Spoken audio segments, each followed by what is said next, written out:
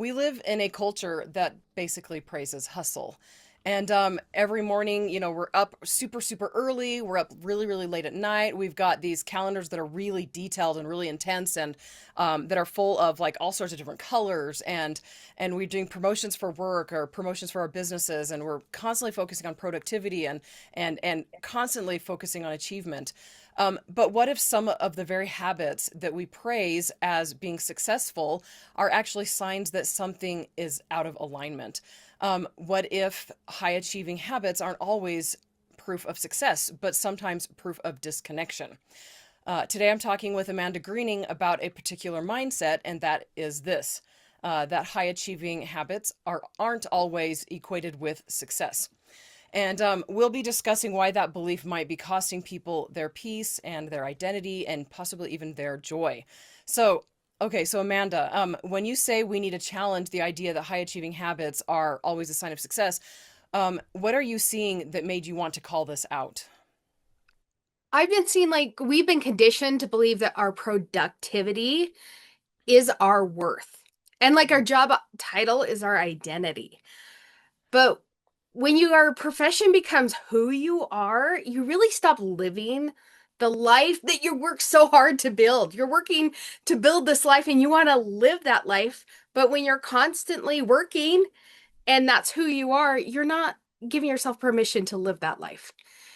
And I've seen that the professional habits are actually not living in alignment. They're betraying our personal values. Ooh, my listeners are going to know I've talked about that a lot.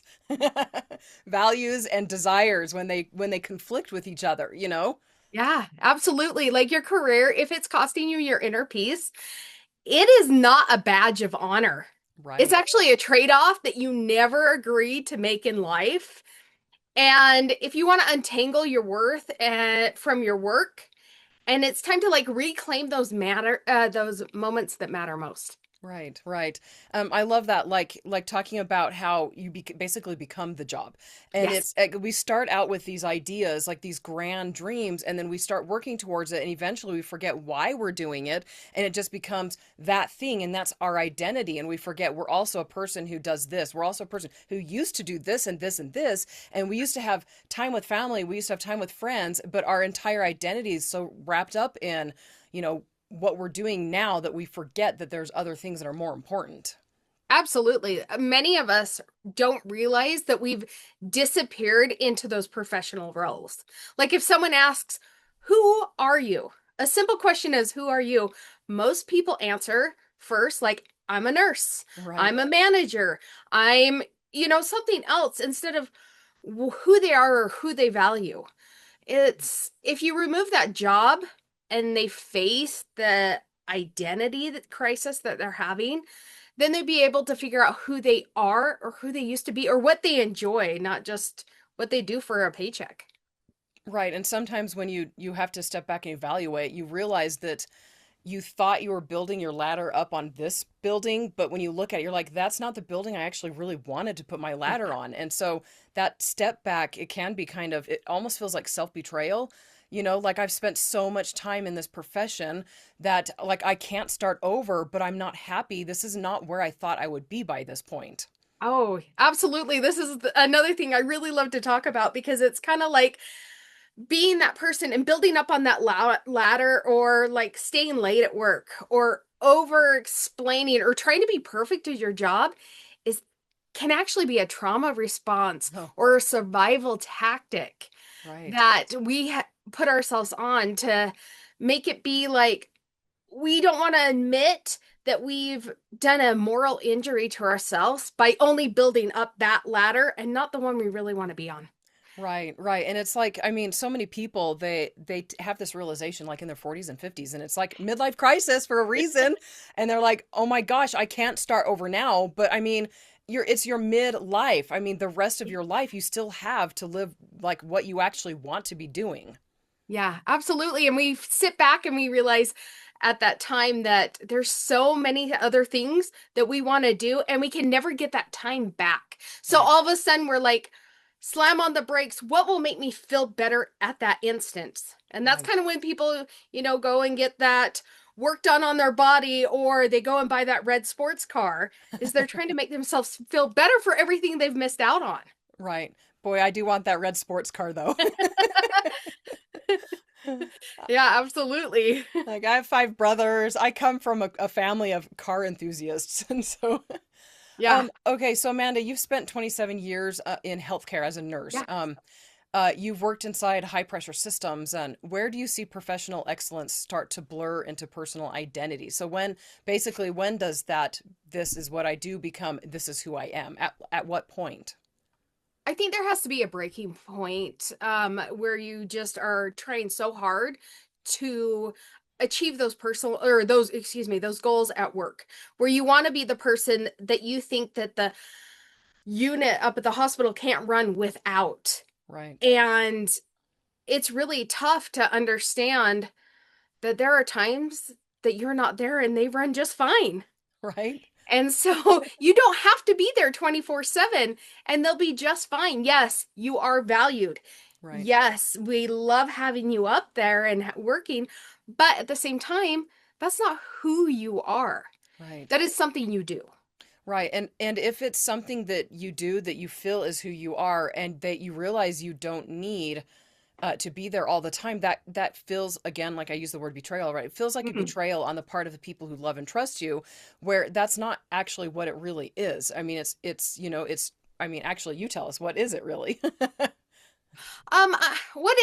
it is you the understanding of yes, when you're up there, you're doing a great job, you're doing the best you can. You're giving that you're giving as much as you can to them and you're doing a really good job. You get really good at it. I've been in my current role for 15 years and I know inside and out I can handle anything that they put in front of me. Right. Um but at the same time, when I come home, I'm still thinking about work, or I used to be thinking about work. I used to be getting ready. I used to be worrying about things instead of being able to cut and go from there. Right. Because I feel like my job is not to the hospital. I don't want to have to wait until I'm 67 years old to finally start living for myself. Right. And then to constantly be thinking about work and what's been going on and the problems and what is it going to look like tomorrow. I waste my time off Right. thinking about things that, in all honesty, don't matter right now. Right. And for those who are listening, Amanda looks like she's 20. And so it's hard to believe that she's got 27 years as a nurse. Yeah, 27 years in healthcare. I've done it. I've worked my way up the ladder there. Right, right. Yeah. Okay, so for those, again, those of you who are new to the show, what I do on this podcast is I focus on belief and how it and mindset basically impact our actions, which then lead to real success in all areas of life. And my guests that I bring on help me, hone in on that message and teach that message more. And also, as I mentioned, I'm talking to Amanda Greening. And Amanda is a registered nurse with 27 years of healthcare experience who now helps women untangle their identity from their professional, basically their profession, so that they can trade constant achievement for real inner peace and alignment. And every time I say the word inner peace, I'm like thinking Kung Fu Panda, inner peace, inner peace, inner peace. But her full bio will be inside the show notes for the episode. But okay, so Amanda, what is the hidden assumption behind the high achieving habits equals success? Um, I think that people that think that they can control what they do at work, and which is great, they can get further, they can do more, but it comes at a cost to your life at home. It comes Right. to a cost to your happiness. Anytime that we try to add more to our life, we're actually taking away. As in, if I want to work more and achieve and get this pay raise at work, but they want me to go from 40 hours to 60 hours, well, what are you giving up at home? Are you giving up time with your family, your Right. friends? Are you giving up a big one that we love to give up is our self-care? Oh, right. Because that's made to make us feel guilty like, oh, I could give an extra 2 hours at work or I could just take care of myself. It's fine. I'll take care of myself later. Right. And so you always are giving up things by trying to push further to work. Right. And for the most part, when you work for a corporation, all you're doing is giving them more money or giving them more something, and you end up really with nothing. Right, right. Yeah, no, that's a really big deal. And I'm glad that you talked about the cost because I mean that's really what it is. And sometimes there are hidden costs, that people don't recognize until sometimes it feels like it's too late. But one of the things that I really believe strongly is that we are always right where we're supposed to be. And Mm, like in order to get where we are now, we had to go through that period of time where we lost ourselves, and so I would like to help people not go through that period of time, but sometimes that is necessary. And basically, like, one of the things I like to say is you're not off schedule, you're not behind, you're not late, you are where you're supposed to be right now. And the important thing right now is taking what you know and pivoting into something that's better for you. absolutely. Yes, absolutely. And I think that it takes us getting older in our midlife crisis era before we start to actually realize that our life isn't just going and working and getting a job and Right, getting the next title, or that it's actually a lot more to do. right, right. No, yeah, it's true. And I mean, I've seen like little, like they talk about how that you break down your life, and the first section of it is growing, learning, becoming a person, and the next section is that hustle. And it's not like the bad hustle, it's the I've got to get education. I've got to learn what career I want to start my career, I want to start my family, I want to get married. It's that era of life. And then Yeah, once you hit the 40s, that's when you start second guessing and like, wait a second, is this really where I am? Is this where I want it to be? You know? And then yeah. you take the next half of your life to fine tune into where you want to be. And by that point, you're getting your 60s, and then you have all the wisdom that the younger people won't listen to. Exactly. Exactly. And when you're in your 40s, you start working towards that empty nest stage. Your Right, kids are starting to be grown and everything, and then you're sitting here going, I didn't realize how much time that, I ate up every day and taking care of my family. Now I have extra time, and then it really gives you a chance to reflect. right, To reflect and go, okay, is this really where I want to be? What are my right, values? Am I right, living that way? right, One of my favorite questions to ask my clients is, what if your son or daughter was living the life that you're living right now out of alignment? Where would you want them to feel like they have to get up and hustle, hustle, hustle, be angry all the time, frustrated at work, and then come home and be so snappy at their family because they're not taking care of themselves? right, right, When you throw in that, what do you want for your kids or generational legacy? What right, legacy do you want to leave behind? right, right.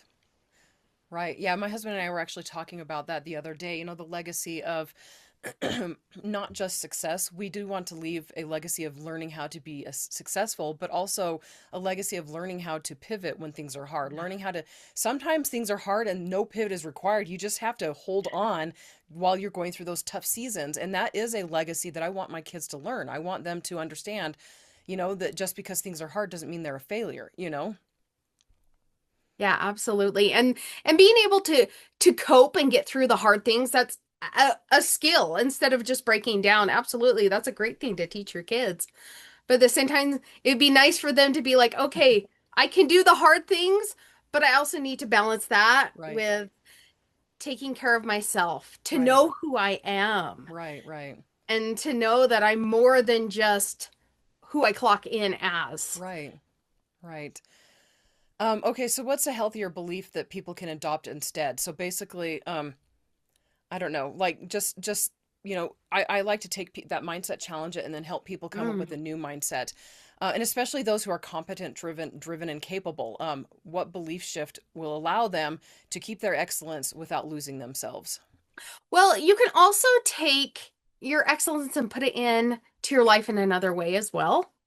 I believe that if we're able to take being a hard worker outside where with what you do with your profession and actually doing it in your day-to-day life as well. Like if you're a hard worker and you want certain goals in life, don't put them off because you're too busy with your work.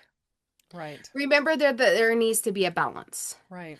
One of the mindset shifts that I like to help my clients do is when they're home, really be at home. If that means you have to take a minute in the car on your way home, you call a friend, you vent. But when you get to the home, it is time for your home life. Right. You leave that work outside. Hmm. And you can do but you still need to come in, you still need to get things ready for the day or tomorrow. I prefer that clients get things ready for tomorrow for work the night before. So that means get all your stuff, make sure it's in a bag, whatever else you need. Have your lunch pre-made. So when you're at home, you're able to decompress, you're able to spend the time with your family. You're able to remind yourself that these are goals too. How Hmm. can I be happier with my family? Maybe your goal is to watch a movie, have a movie night with your kids, make Right. popcorn, things like that, and really give your body a chance to relax. Let those stress levels come down. Right.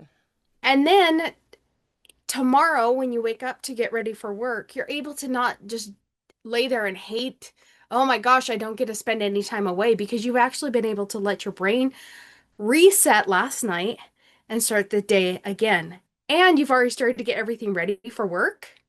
So then when you're getting out the door, it's a much easier slower transition than running around like a mad person trying to find everything in the house, Right. getting it together and getting out the door. Because that also sets your day of what it's going to be like. Right. Yeah. Yes, we can't control the big fire that's waiting for us at work, but at least you can come in starting your day a little more relaxed, a little more ready to see what you encounter. Right. And like you can't control other people, other circumstances, but you can No, control your reactions to it. And if you absolutely. start with a calm and peaceful mind already, then you're going to have so much it's a lot easier. Like the way you look at things change when you change how you look at them. Like, oh crap, this is horrible. But if you're coming with that well already filled, then it's not, oh crap, it's horrible. It's just an inconvenience that you need to deal with. Absolutely. It's not this big traumatic thing where it's like, stop all, things are horrible. I mean, there's a big difference between walking into your day with your jaw already clenched, knowing that it's going to be a difficult day, or one that's like, okay, deep breath. Here we go. We can do this. And you're already relaxed starting your day. It's going to go much better than if Yeah. you're already really tense. Right, exactly. And then something that you said earlier just caught my attention. Like I don't know who said it, but basically in life you're always going to be sacrificing something. Yes. And I mean true balance is almost impossible to achieve because something somewhere will always be dropped. And Yeah. so like if you're not paying attention to what you value, you're either going to sacrifice that or you're going to be unhappy because like your goals, your dreams are in conflict with that, your work, whatever it is that you're working on. And so like for me, like my value family. And Hmm. I'm an author, when I'm working on my books and like if they take over family time 100% of the time, I am deeply unhappy. Yeah. But there are seasons of times where you have to sacrifice the things that you value for a brief short period of time. I think about finals week. I didn't see my family much during finals week, but that was necessary to reach the next step in my progression. And so sometimes it's okay to sacrifice, but it can't be permanent. It can't be longer. I mean, you can only maintain that level of energy for a very short period of time. Absolutely, absolutely. And things like you just said, like doing finals with school, that is a set amount of time. That already in your head is, I have this timeline. I know once I get past this date, things can go back to normal. Right. But then I just, for a moment, let's think if you are constantly working, constantly stressed, and you have a small child at home, it's only a matter of time before that child learns, oh, mom or dad came home from work. I need to stay away for the next so many hours Right. before I can come and spend time with them.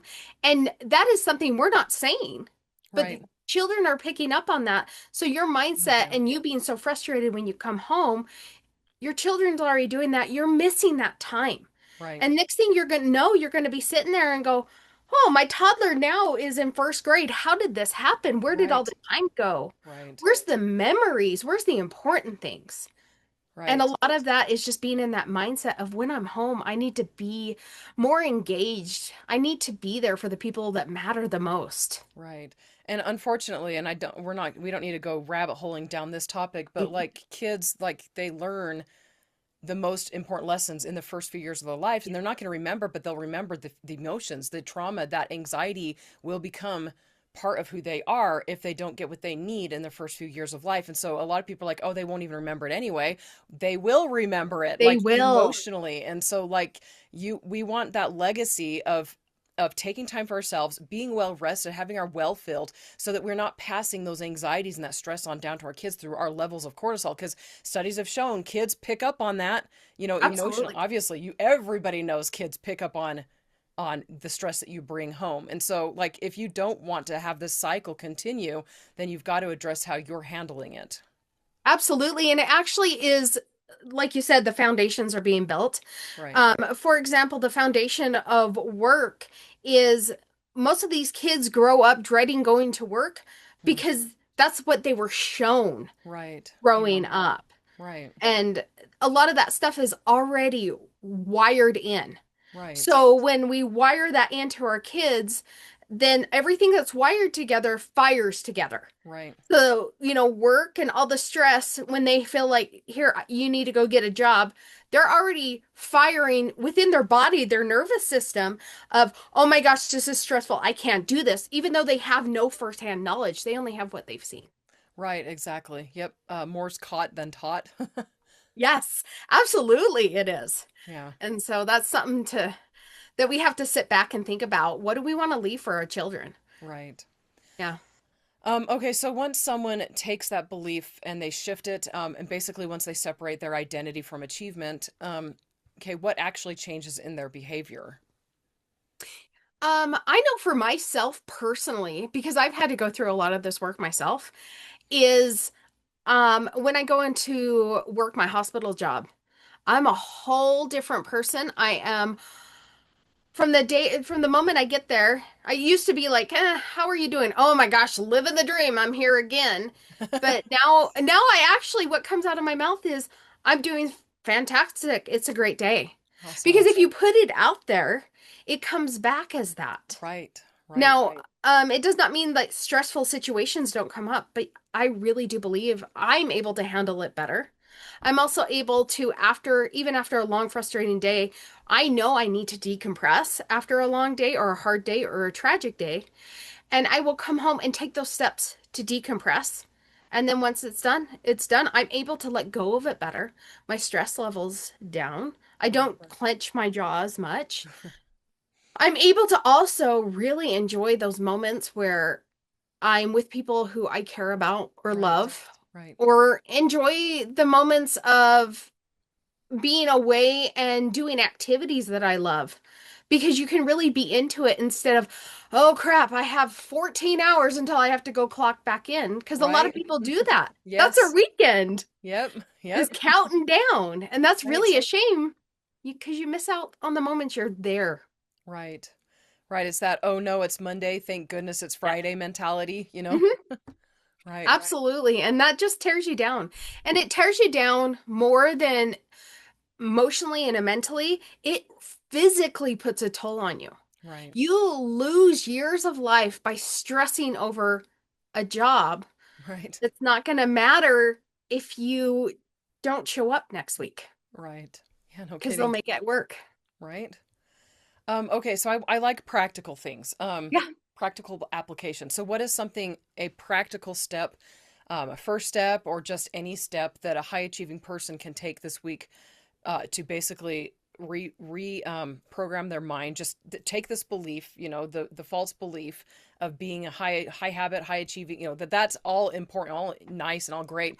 How and what is something they can do to change that around and apply this week in their actual actions this week?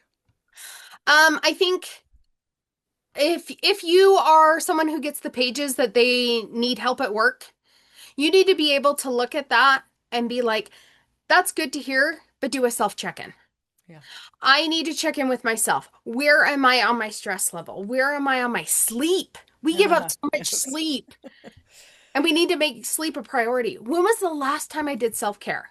So I don't know what it is with self care. We have to give ourselves permission So to take explain care what of ourselves. self-care is, because I know So most people know, but just in case somebody doesn't know. So self-care is something that you can do for yourself to like, we've all heard, if your cup's not full, you can't pour and give of Right. it if it's empty. Right. But self-care is for a way for you to refill that cup. Right. And it can be a home, so many things. People are like, oh, I can't do self-care. I can't afford a spa weekend. I wish I could. But no, it doesn't even have to be that. Self-care can be, I'm taking time to put my phone in the other room and read a book. Yeah. I'm taking, I mean, if you're a parent and you want to take a bath or a shower uninterrupted, have your spouse watch the kids and lock the bathroom door. Right. Yeah, take that time for yourself just to kind of relax, reflect. I mean, self-care can also be starting your mornings with some meditation or even Right. journaling, Right. Oh, gratitude journaling. yes. It also can be getting out in your garden, doing something you love. Right. Getting some sunshine. Yes, getting some sunshine, sitting out. It also can be like my husband and I, we just spent some time away, and there was times we were sitting there going, it's really quiet because we don't have anything going on, and we've been Right. sitting there talking to each other and connecting. And then we sat there and we're like, oh my gosh, it's so quiet. That's But just kind awesome. kind of giving your system a reset, Right. letting you know you are okay and you don't need to be in fight, flight, and freeze mode with your cortisol levels through the roof. Right. So having that ability to have self-care and being able to step back and being like, okay, I really, really, really am feeling worn down, and going and getting a massage and having a nap sound great tonight. Or even guess what?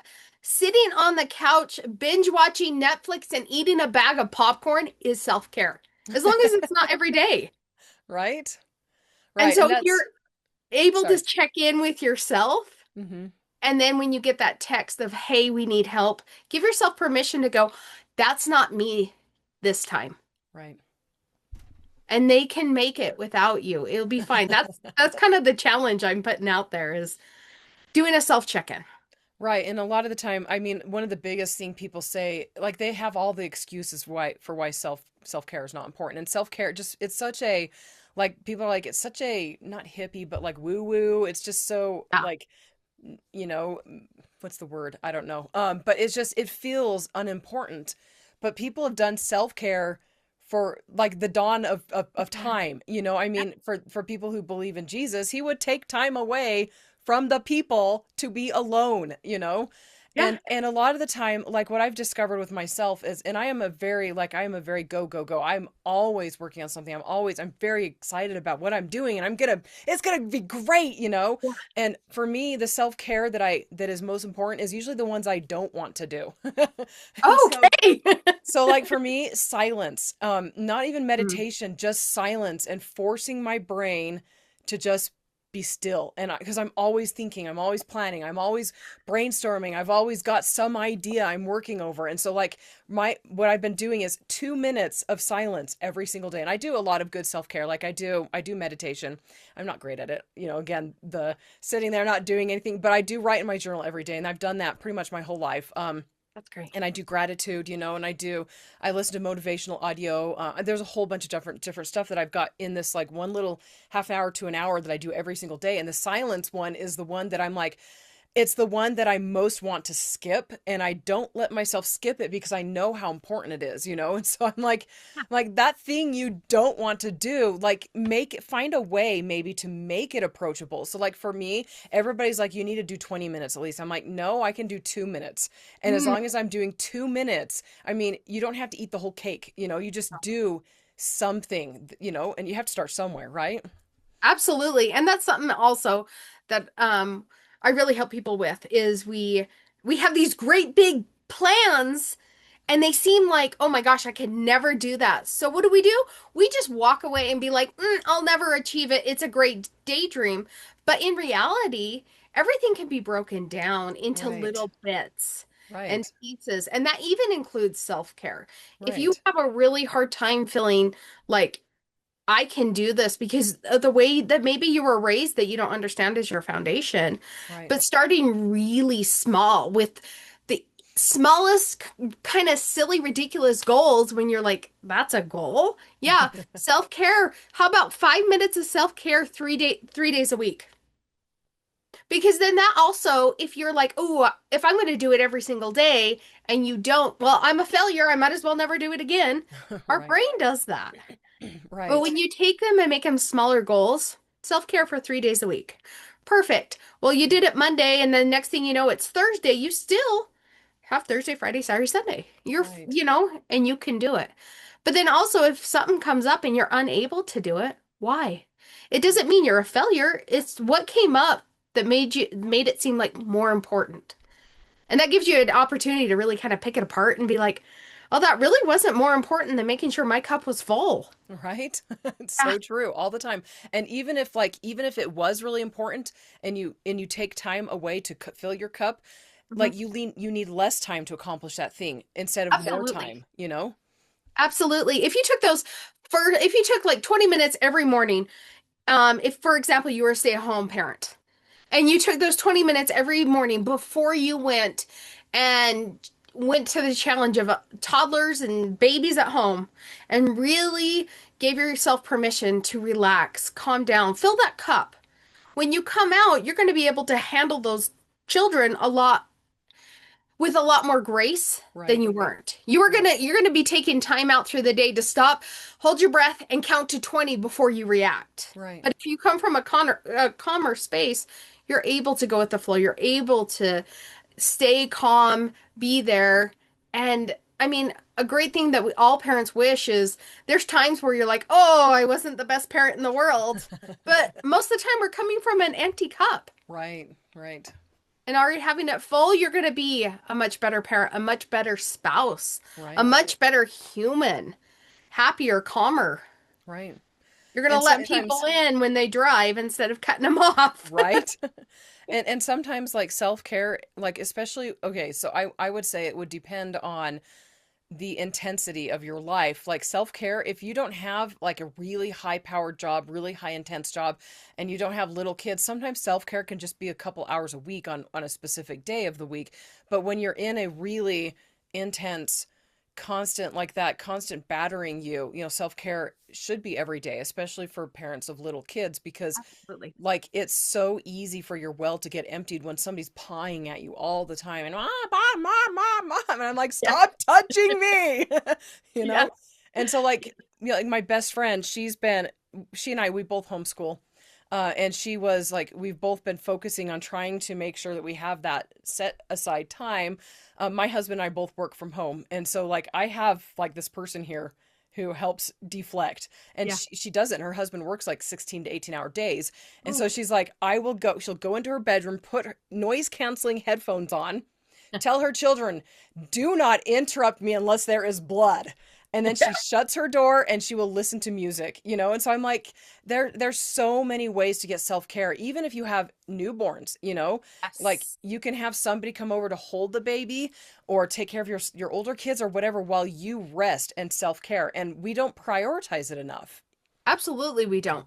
No, we don't prioritize self-care. And we as a community seem to make people feel guilty Uh-huh. when they do that. For Right. example, the newborn babies, people make you feel guilty that you're not awake with that child the whole time Right. and that you have grandma or the neighbor come over. Right.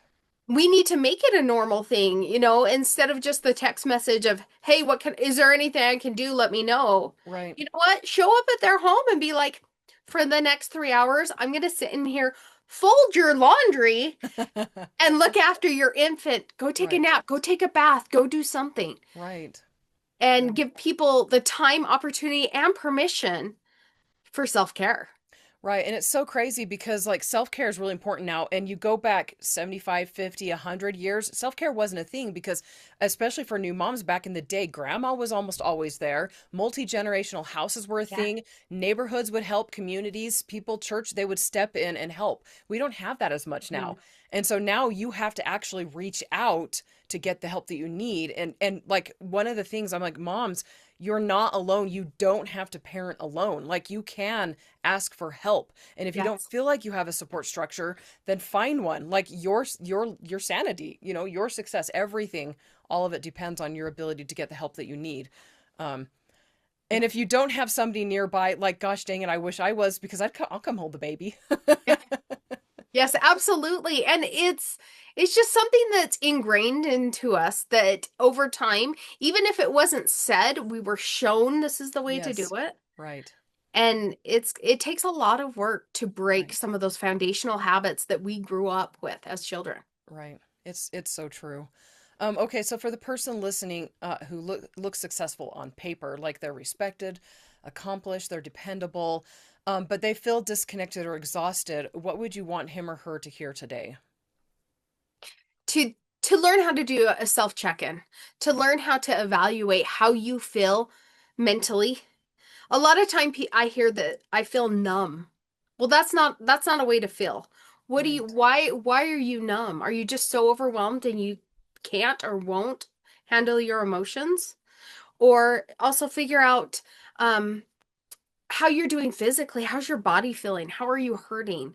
You Right. know, are you just aching every single day by not taking care of yourself? Are you eating food? Big one. Are we drinking water? Right.